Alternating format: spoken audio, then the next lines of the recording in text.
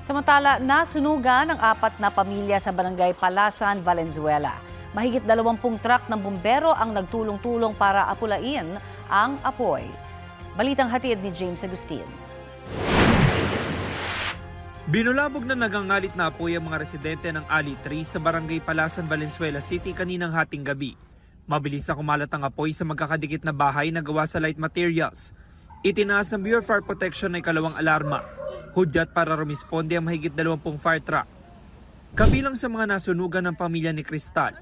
Pagising daw nila ay malaki na ang apoy, kaya wala silang naisalba ng isang gamit.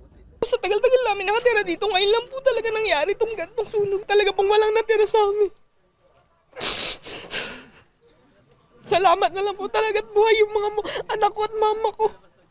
Bukod naman sa kanyang motorsiklo na isalba ni Roger ng kanyang alagang aso at ilang mahalagang dokumento. Patulog na po kami, sir, tapos yun nga biglang may usok na naamoy namin.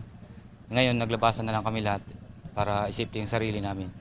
Napula ang sunog matapos ang 45 minuto. Ayon sa BFP, natupok ang 4 na bahay. Apektado ang nasa 4 na pamilya. May mga apartment dito bakante, yung iba nagkakawang-gawa na pinatuloy na muna sa apartment nila pansamantala. Inalam pa ng BFP ang sanhi ng apoy, maging ang kabuang halaga ng pinsala sa ari-arian. James Agustin, nagbabalita para sa GMA Integrated News.